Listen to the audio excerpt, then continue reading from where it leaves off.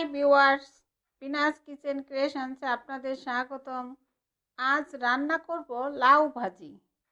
এইভাবে লাউয়ের ঘাড়া দিয়ে ভাজি রান্না করলে ভাত বা রুটির সাথে খেতে ভীষণ ভালো লাগে। আবার এই ভাজিতে খুব মশলা দেওয়ারও দরকার হয় না। চলুন লাউ ভাজি বানাতে কি কি উপকরণ লাগবে একবার দেখে নিই। প্রথমেই লাগবে লাউ, গাজর, মূলা, সিম। এখানে লাউয়ের যে বোটার অংশটা থাকে সেই অংশটা কুচি কুচি করে কেটে নিয়েছি।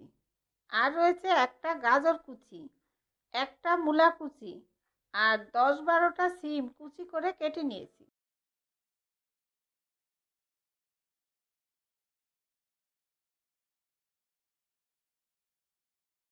এখন ভাজি রান্না করার জন্য কড়াইতে পরিমাণ মতো তেল দিয়ে নিয়েছি, আর তেল ভালোভাবে গরম হয়ে গিয়েছে।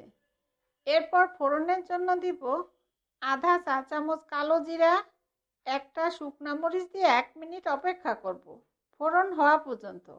এরপর 2টা পেঁয়াজ কুচি দিয়ে পেঁয়াজগুলো হালকা ভাজা হওয়া পর্যন্ত অপেক্ষা করব।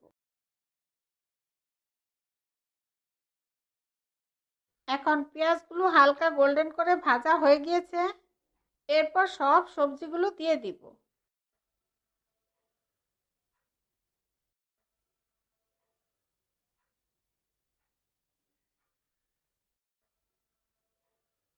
আর দিব স্বাদ মতো লবণ, হলুদের গুঁড়া দিয়ে ভালোভাবে নেড়ে দিব। আর সবজির পানিতেই সবজিগুলো সিদ্ধ হয়ে যাবে, আলাদা করে পানি দেওয়ার দরকার নেই। এরপর ঢেকে 5-7 মিনিট অপেক্ষা করব সবজিগুলো সিদ্ধ হওয়া পর্যন্ত, আর মাঝে মাঝে নেড়ে দিব।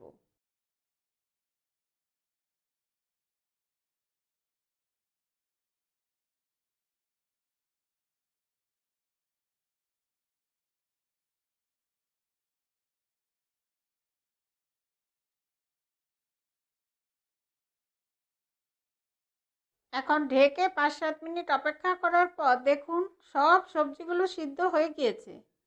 এরপর নামানোর আগে পরিমাণ মতো ধনিয়া পাতা কুচি, 2টা কাঁচামরিচ দিয়ে ভালোভাবে মিশিয়ে নিলেই দারুণ মজার মিক্সড ভাজি তৈরি। আর এই ভাজিতে যেহেতু গাজর দিয়েছি তাই আর মিষ্টি দেওয়ার দরকার নেই। এরপর পরিবেশন করব।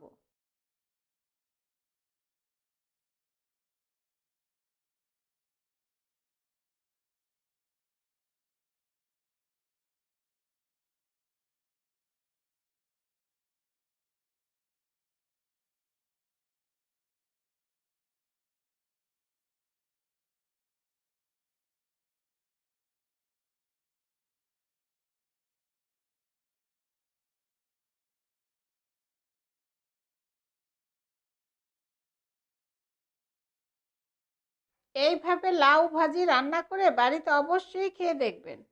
আপনাদের সুবিধার্থে সব উপকরণ ও তার পরিমাণ আমি ডিসক্রিপশনে দিয়ে দিব। আর এই রেসিপিটা আপনাদের কেমন লাগলো আমাকে কমেন্টসে জানাবেন। আর ভালো লাগলে অবশ্যই একটা লাইক দিবেন।